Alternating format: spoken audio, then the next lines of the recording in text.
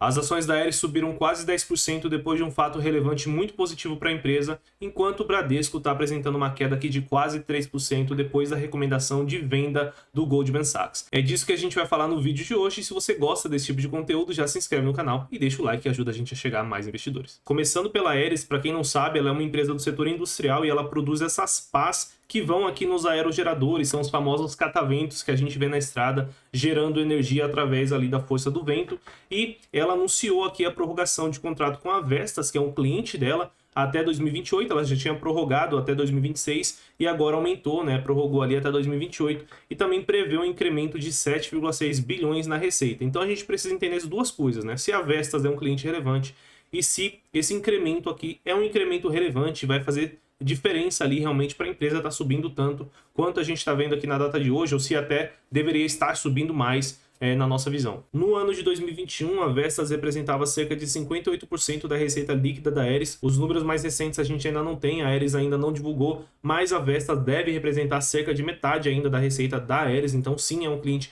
bem relevante. Claro que é natural que a gente tenha uma certa concentração nesse setor, afinal de contas é um setor de alto capital, então poucas empresas vão ter ali realmente o dinheiro para poder fazer parte de projetos eólicos, né, projetos de geração eólica. Então a gente vê as grandes indústrias do mundo, como a General Electric, né, a GE, ou até mesmo a Vega, aqui como clientes também da Aeris, mas são poucos ali que têm realmente dinheiro para poder participar desse tipo de projeto. Então é um setor que normalmente a gente vai ter sim uma certa concentração, mas realmente uma concentração de 50% é muita coisa, então sempre foi um risco que eu apontei aqui, que a gente apontou na tese da Aeris, que fazia a gente ficar um pouquinho mais de fora aqui da tese. E quando você tem uma prorrogação do seu principal contrato, o mercado olha isso com bons olhos, afinal de contas reduz ali um pouco do risco da tese, porque se eu não me engano, esse contrato vencia ali em 2016 e gerava uma certa incerteza do que aconteceria a partir dali. Então isso pelo menos dá uma folga de 2 anos para a geração de caixa da Aeris, para a venda ali, né, para a receita líquida da Aeris, e ela vai continuar com esse contrato pelo menos ali agora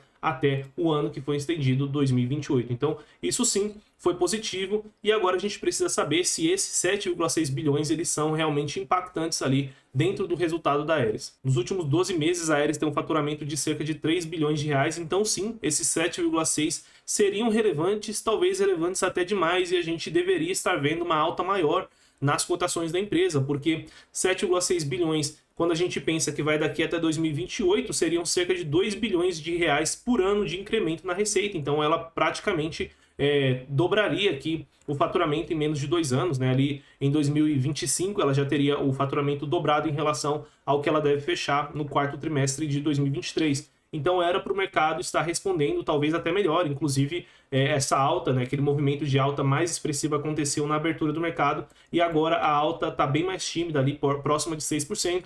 Então por que é que o mercado não está tão otimista, apesar de ter sido uma boa notícia ali para a empresa, né, para a Aeris? A verdade é que o crescimento da receita da Aeris vem acompanhado de um crescimento na mesma proporção dos custos diretos ali para a fabricação, então ela tem uma margem bruta muito baixa. A gente consegue ver aqui que, por exemplo, nos 9 meses de 2023, ela teve uma receita líquida de 2,5 bilhões de reais, porém o custo para fabricar esses produtos que ela vendeu foi de 2,2 bilhões, então só sobra 12% para ela pagar todo o restante das despesas, fora a despesa financeira. Então quando a gente olha lá o resultado final, na linha final, vou tentar aqui localizar rapidamente para mostrar para vocês, ela inclusive não dá lucro, justamente porque ela tem ali a receita, ela tem os custos que são altíssimos, né? Então é uma empresa que vende 800 e quase 900 milhões, sobra 90 milhões para ela tem que pagar ali as despesas, ela tem que pagar também a despesa financeira, que é bem relevante. Então ela é uma empresa que já dá prejuízo antes mesmo ali do pagamento de impostos, né? Então assim, ela até que dá um certo lucro operacional, um EBITDA aqui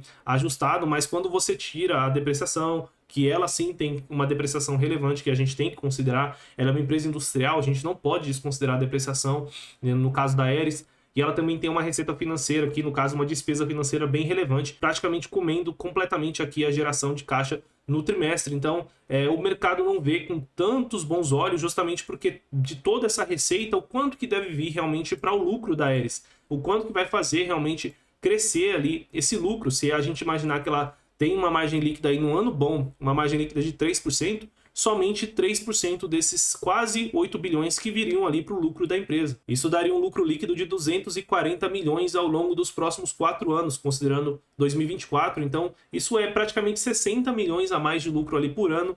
Isso não paga nem a despesa financeira da empresa, né? Basicamente ali metade ali da despesa financeira da empresa, ela voltaria sim pro lucro líquido, né? Ela voltaria ali a dar lucro na linha final, mas ainda muito pouco para uma empresa que... Quanto que vale hoje a Aeris, né? Ela caiu bastante, mas ela ainda tem ali um valor de mercado relevante, né? 712 milhões, uma empresa lucrar 60 milhões por ano, né? Se a gente colocar aqui que ficaria o lucro dela no ano que vem, por exemplo, se ela conseguisse fazer isso, mesmo assim ela estaria com um preço-lucro aí de 11, 12 vezes para uma empresa que tem pouca vantagem competitiva. Então, assim, ela não estaria barata, não seria ainda uma oportunidade. Então é por isso que até subiu com a notícia, é positiva, não tem como dizer que não é notícia positiva, mas realmente ela deve gerar pouco valor mesmo com esse contrato. E esse é um problema muito grande que a gente enxerga aqui na tese da Aeris. Inclusive, a gente explicou bastante nesse vídeo aqui, né? A Aeris caiu 90%, o que aconteceu, já é um vídeo um pouco mais antigo. A qualidade não é tão boa, mas eu recomendo que vocês assistam para tentar entender, né, o porquê que ela vai crescer a receita, e a receita, isso não é o suficiente para ela gerar valor, e também é que a receita dela não cresce de uma forma muito sustentável. Então a gente consegue ver que ela começou a ter queda de receita ali já em 2021, né, um pouco tempo logo após o IPO, tem recuperado, mas é um crescimento assim realmente bem fraco para o quanto que foi precificado e o quanto que foi prometido ali no IPO. Então a gente continua achando uma empresa pouco interessante aqui, apesar de ter caído bastante, né? Se a gente pegar aqui, levaria uma pessoa mais desavisada a acreditar que é uma oportunidade. A gente continua achando que é uma empresa bem ruim aí, que a gente tem que evitar. E também a gente tem que lembrar que ela está bem alavancada, né? Com uma alavancagem de 3 vezes EBITDA, está diluindo aí os sócios para poder reduzir a alavancagem, e talvez esse movimento ainda não tenha acabado, pode ser que ela continue diluindo. Então é melhor ficar de fora, espera esse contrato entrar, espera ela voltar a ficar lucrativa, né? E aí a gente volta a olhar. Por enquanto, melhor ficar de fora. E o segundo assunto do dia é que o Goldman Sachs reduziu a recomendação do Bradesco de neutro para venda. As ações estão caindo cerca de 3%. Lembrando que o Bradesco vale aqui 165, 166 bilhões, então 3% parece pouca coisa, mas acaba sendo ali centenas de milhões de reais. Eles argumentam que o Bradesco tem uma maior exposição a regiões de menor renda, e isso aqui acaba impactando mais a linha de cima, a receita do Bradesco, justamente porque as regiões de maior renda foram mais impactadas aqui pela entrada dos players digitais, Nubank, Banco Inter, PicPay e tudo mais. Eles conseguiram pegar ali essa clientela de baixa renda, que não tinha acesso a crédito, que não tinha bancarização, e o Bradesco acabou sendo o que mais perde, justamente porque ele não estava ali exposto a regiões de maior concentração de capital aqui no Brasil, ou seja, os clientes aqui que gastam mais, os clientes alta renda, estão mais na mão ali, por exemplo, do Itaú, que está mais protegido desse movimento das fintechs. O interessante é que, apesar de recomendar a venda, eles aumentaram o preço-alvo aqui das ações do Bradesco. Então você começa a se perguntar qual que é o intuito e também qual que é o objetivo por trás desse tipo de recomendação e desse tipo de relatório. Então os bancos, as grandes instituições, eles trabalham com prazos curtos, eles trabalham pensando no preço da ação no fim do ano, para daqui 6 meses, bem diferente da visão que a gente tem aqui no GA. Inclusive a gente nem tem preço-alvo, a gente trabalha somente com preço-teto. Enquanto os ativos estiverem abaixo do nosso preço-teto, a gente está recomendando compra. Então, assim, é uma visão bem diferente do que a nossa, mas não deixa de ser curioso você recomendar a venda de um ativo que você está achando que vale mais do que o que você achava da última vez, né? Então, assim, bem interessante. O pessoal lá do Goldman aponta que após o lucro do Bradesco ter caído aqui 21% em 2022 e 14% em 2023, ele deve subir esse ano. A gente concorda com isso, realmente deve ser um ano ali de recuperação do Bradesco. Afinal de contas, se eles não se recuperaram esse ano, a situação começa sim a ficar um pouquinho preocupante. Então eles devem sim se recuperar, estão trabalhando aqui para se recuperar, mas os analistas preveem aqui um ROI de 12,9% para o Bradesco, o que é bem abaixo ali do que a gente espera para um grande banco, um banco de qualidade, que teve ali um ROI na média nos últimos 10 anos de cerca de 18%. Então 13% ainda é baixo, né? Você consegue ter acesso ali a bancos melhores hoje em dia, opções melhores do que o Bradesco, Itaú, Banco do Brasil, somente para citar dois.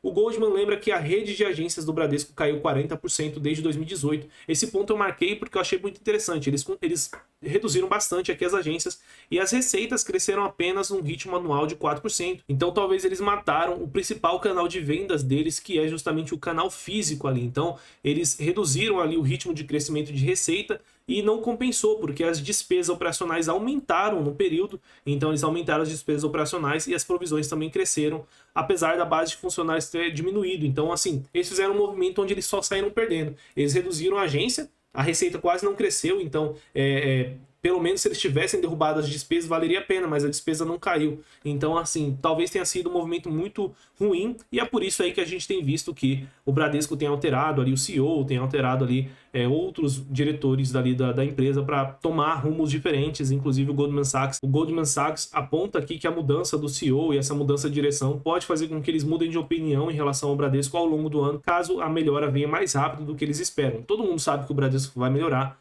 A pergunta é o quão rápido ele vai melhorar e se vale a pena estar posicionado nele ou ficar em outro enquanto o Bradesco está ruim, né? Enquanto o Bradesco está melhorando, digamos assim, enquanto ele estiver se recuperando. Para quem quiser entender o que está acontecendo com o Bradesco, eu recomendo assistir essa análise completa aqui. Se você tiver tempo e gostar de vídeos completos, você vai gostar desse vídeo. Ou então, se você quiser entender o que está acontecendo de uma forma mais rápida, eu explico nesse vídeo aqui se vale a pena investir no Bradesco, onde a gente falava lá naquela época que, na nossa visão, é melhor você investir em outro banco que seja de uma qualidade melhor hoje em dia do que o Bradesco. A gente não gosta da tese do Bradesco nos últimos anos e a gente tem tido felicidades maiores aí investindo e recomendando outros bancos aqui do Brasil. Mas basicamente o Bradesco está sofrendo de todos os lados. Ele está sofrendo com inadimplência, ele está sofrendo também na parte ali de seguros e ele está sofrendo também com a margem com o mercado. Então ele tomou decisões erradas ali de posicionamento de juros, de posicionamento da tesouraria, talvez com uma visão ali política, não sei do que ia acontecer com o Brasil nos últimos 2 anos, e acabaram ali tomando um ferro muito forte nessa parte. Então o lucro aqui anual, né, quando a gente pega os 9 meses de 23, caiu 30%, quando a gente pega aqui a PDD subindo, né, 66%, quando a gente olha as receitas de prestação de serviço, está estagnado, então não está crescendo, as despesas sobem, né, as despesas operacionais subindo 10%, quando a gente olha a rentabilidade, o Bradesco está com ROI de 11%, uma queda de 5,3 pontos percentuais em relação ao ano passado, e também uma queda muito forte em relação ao seu principal par ali, que a gente sempre comparou, que foi o Itaú. Então, enquanto o Itaú está melhorando muito, o Bradesco piorou, então isso abriu demais o espaço de qualidade ali entre os dois, e hoje o Itaú realmente está numa prateleira muito acima. Quando a gente olha o valor de mercado, vem só caindo, né? Então já chegou a valer quase 200 bilhões de reais, hoje está valendo 143 bilhões, e aqui o pior que é a inadimplência. Então a inadimplência acima de 90 dias está em 6%, que é pior até do que o BMG, que é do vídeo que a gente acabou de fazer hoje, né? Vocês, quem estiver vendo esse vídeo, já deve saber aí que saiu o vídeo de BMG hoje. Então, ele tá conseguindo ser pior até do que um banco pequeno, um banco regional, né? Com uma inadimplência subindo bastante. Então, ano passado era 3,9%, né? Se a gente estiver olhando no lugar certo, exatamente, estamos olhando. Então, era 3,9%, subiu para 6,1%. Então, uma alta, assim, muito forte, muito veloz ali de inadimplência, sem contar que dependendo da carteira ali do Bradesco tá até pior, né? Então, assim, é um banco que tá passando por uma situação difícil. A gente já não tinha recomendação de compra do Bradesco, a gente continua não tendo. Claro que talvez no momento que a gente perceber que ele esteja ali mais próximo de se recuperar, a gente pode talvez recomendar. Por enquanto a gente prefere outros bancos aqui, e outros bancos que a gente tem recomendado tem dado bastante alegria pra gente, seja na carteira dividendos, na carteira alfa, na nossa carteira global. Então, se você quiser conhecer quais são os bancos que a gente gosta, quais são as teses que a gente tem, o que a gente pensa ali das teses da carteira, é só você se tornar um assinante APRO, escaneando esse QR Code que está aqui do lado, ou no primeiro link da descrição desse vídeo. Vou deixar aqui também na descrição um link para o nosso grupo, para a nossa comunidade, onde a gente fala somente de investimentos. Se você gosta desse assunto, já entra lá que a gente fala o dia inteiro, fala todo dia de investimentos. Lembrando que se vocês gostaram, deixa um like no vídeo, se inscreve no canal. Eu vou ficando por aqui, bons investimentos e até o próximo vídeo.